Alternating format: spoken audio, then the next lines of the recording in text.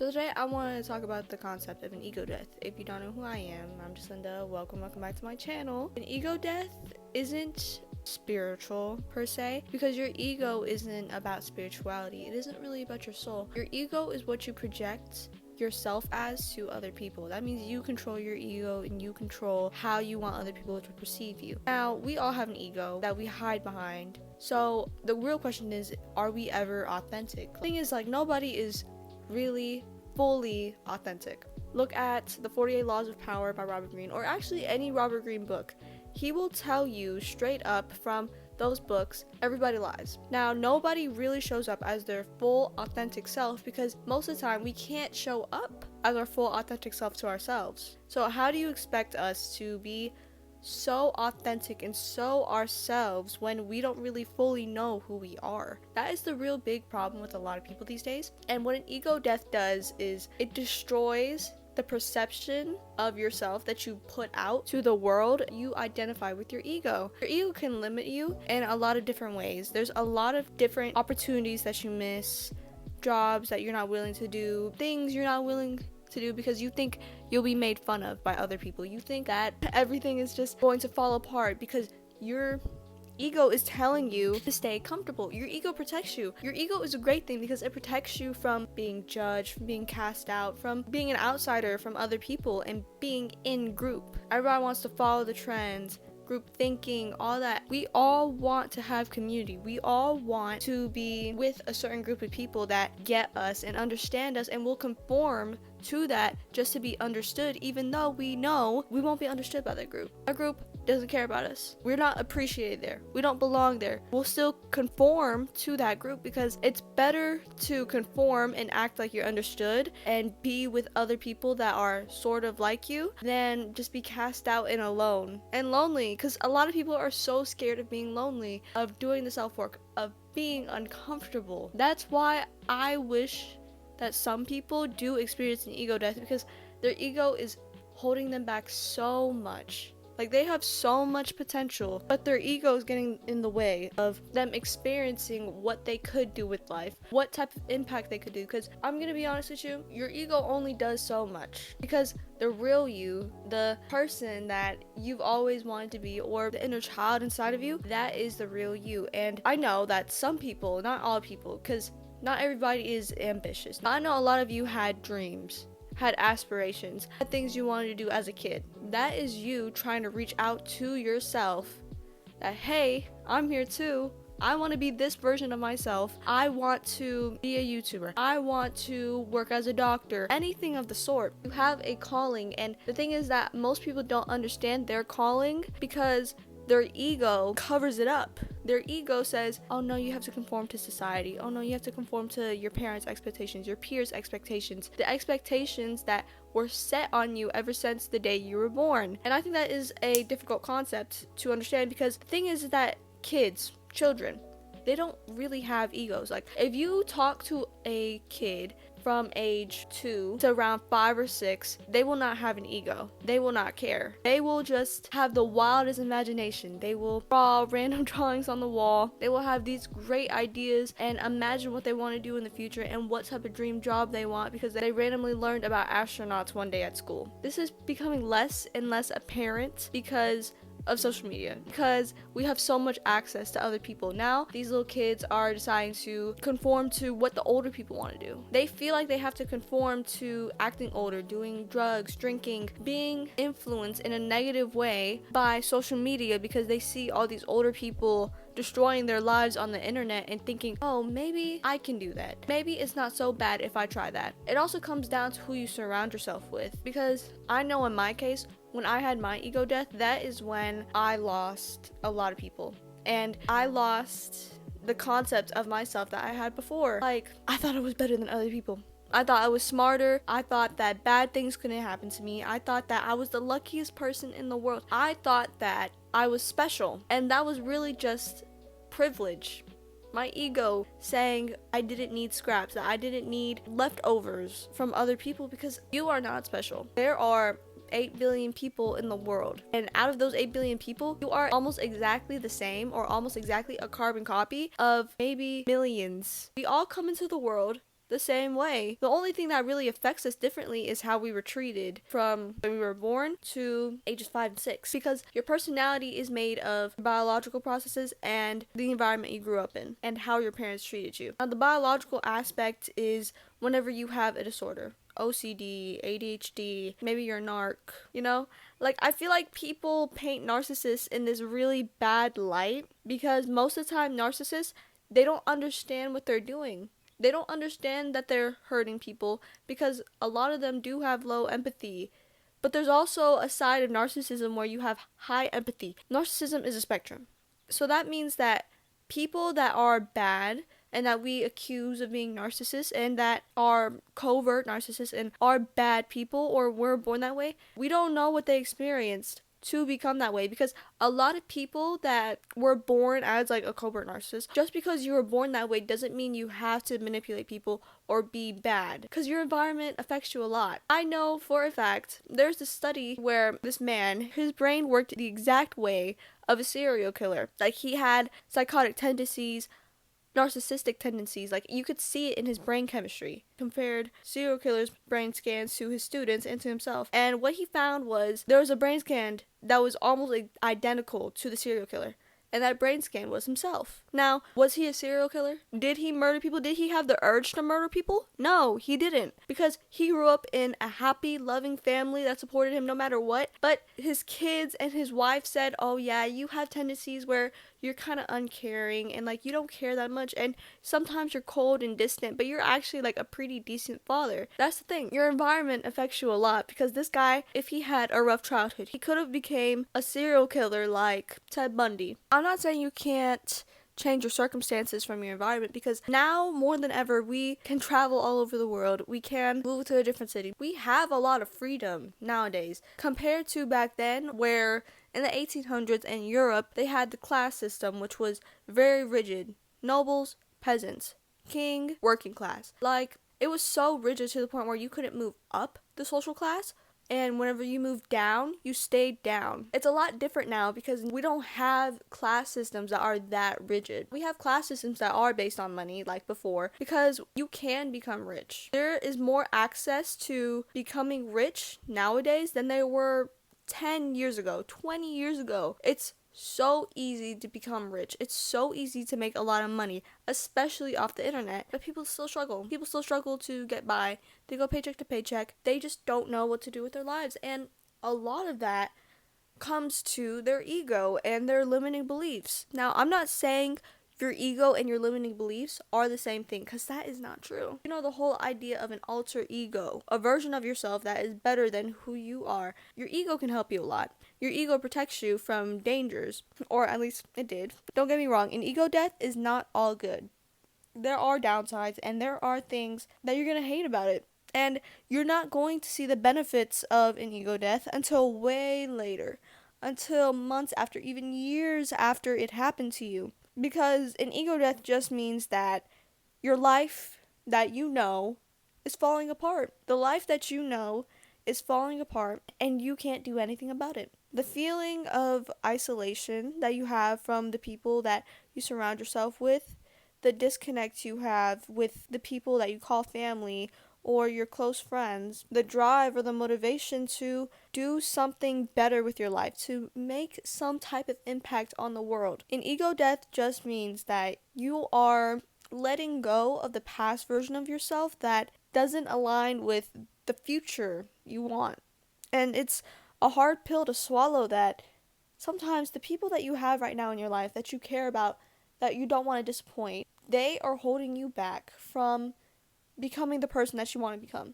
Because if you are watching this video and you're really into self-help content and you just love it and you're just obsessed with it and you digest it every single day, every week, every month, then you have to realize that sometimes your limiting beliefs isn't entirely up to you. Most of the time, it is up to what your parents told you as a child, what your friends expect from you, what your boss says about you, the criticism you get from your teachers. Your ego wasn't constructed solely based off of you as a person, because if it was just you as a person, nobody else around, and you grew up very sheltered and away from life, and then you suddenly got into the real world, you are a very naive person. You are very naive. You are pure. You don't see the bad of human nature, but you don't also fully see the new. You don't see all the bad of human nature, but you also don't see all of the good in human nature. You can't appreciate the beauty for what it's for because you haven't seen the flip side. It's the whole concept of yin and yang. I've talked about this before. And an ego death is both things. It's good and it's bad. When you're experiencing it, when everything in your life is just falling apart and you hate the way that everybody around you is acting or talking, you get overstimulated easily. You feel like your life ended. You feel like you hit complete rock bottom and there's nowhere else to go. You are backed into a corner and now you don't know what to do with your life. Now you don't want to work your job. Now you don't want to go to school.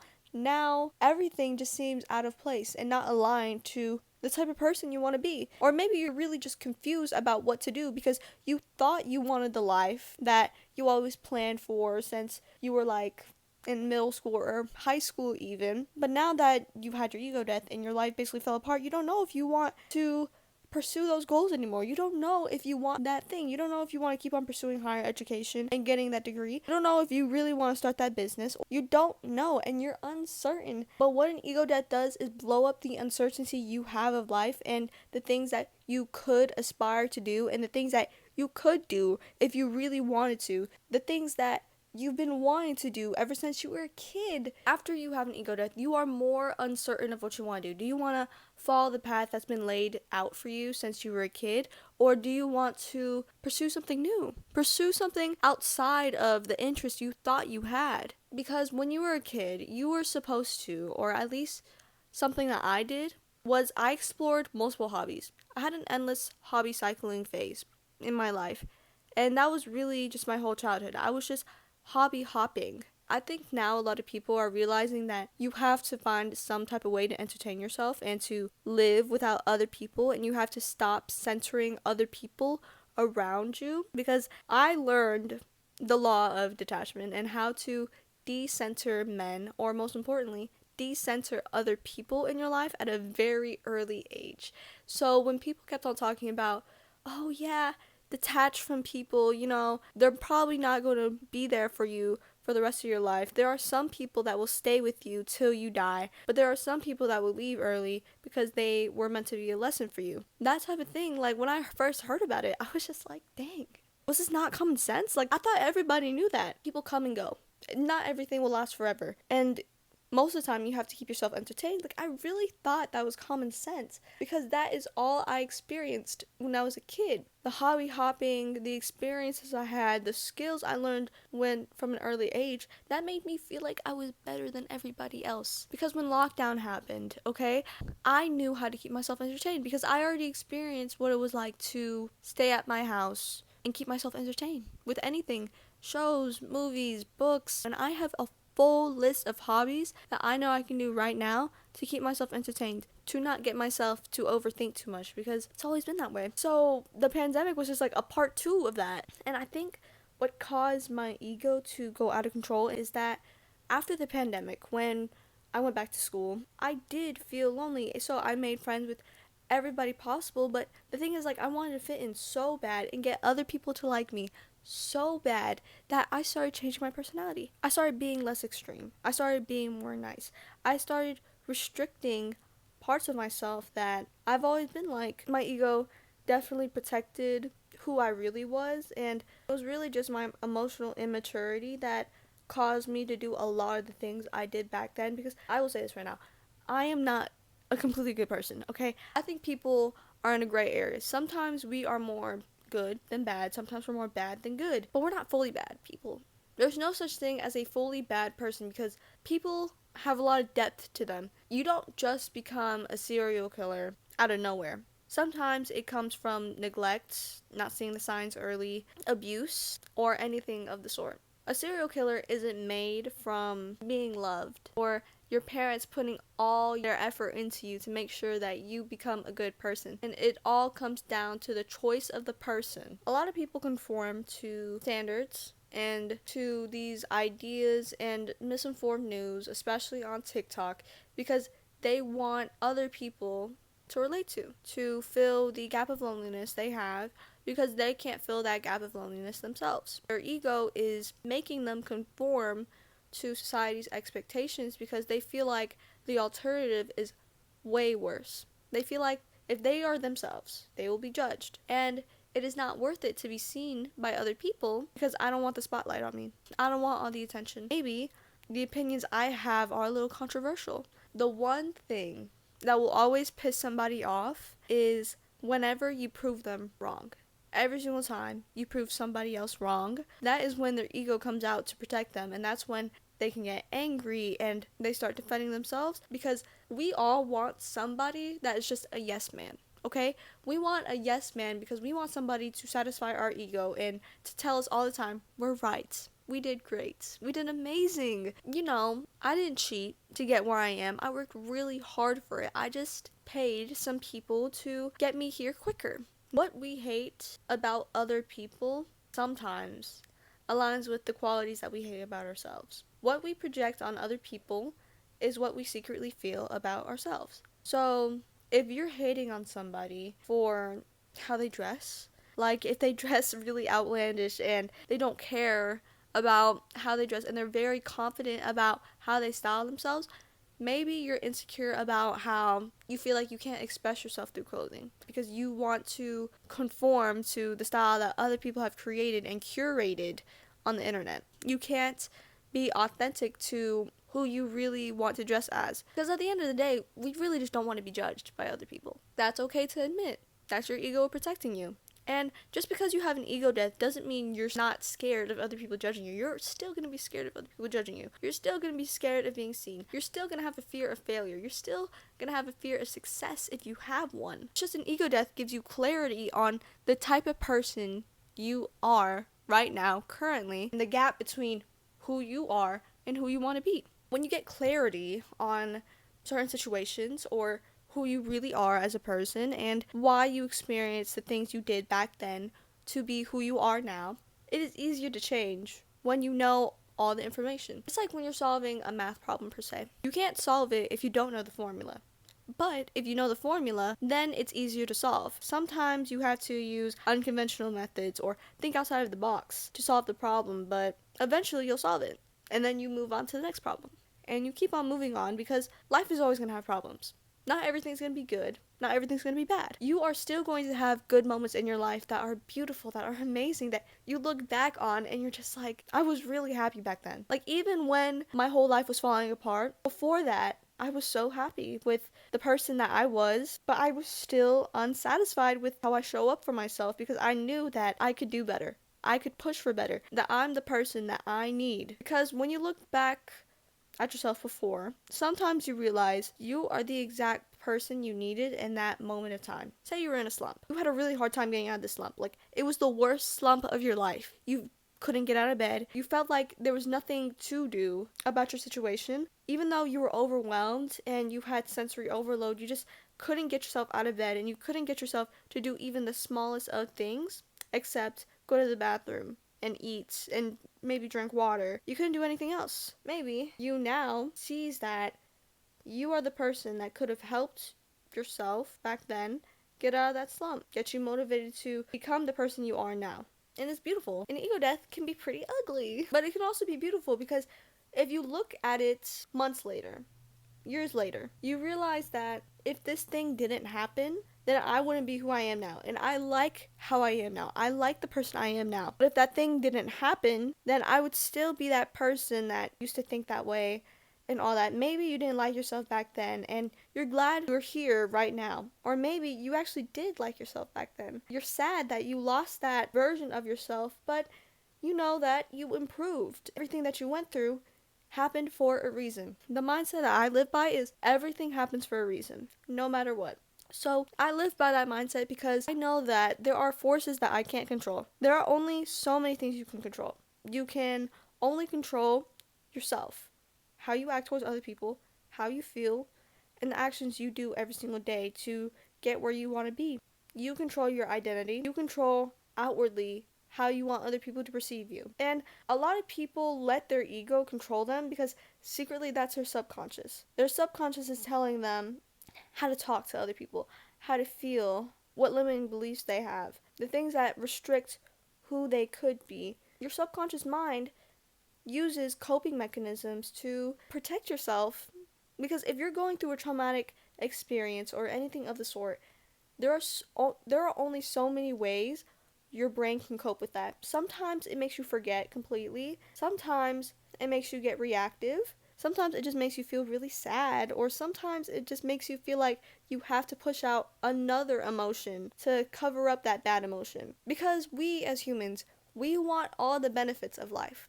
We don't want any of the downsides. And the reason why you want another life right now and your ego is trying to push for you being comfortable right now is because you want all the benefits of a better life without the downsides of it. Your ego is trying to tell you you can only handle these amount of downsides that you have experienced from the day you were born to now, because that's the only way it can protect you. That's the only way that it can make you feel comfortable with the situation you're in right now.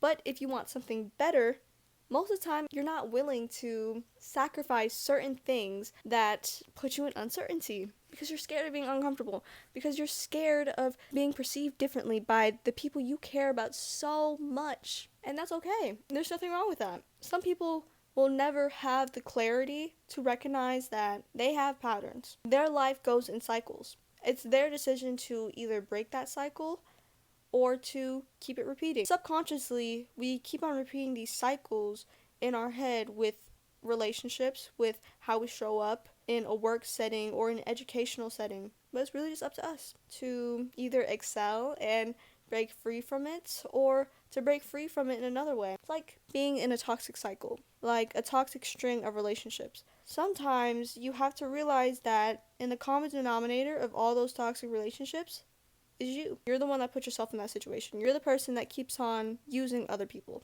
And I'm not saying this from a spiritual perspective, because it's proven that you keep on repeating the same cycles over and over again because it feels comfortable. You don't want it to change, even if it's terrible. And that's just your ego comforting you, enabling you even. So that's the end of today's video. Thank you so much for watching. Make sure to like, subscribe, comment, all that. And if you want more videos like this where I'm just talking and giving my perspective about a certain topic, let me know in the comments, please. I read all your comments, seriously. Bye-bye.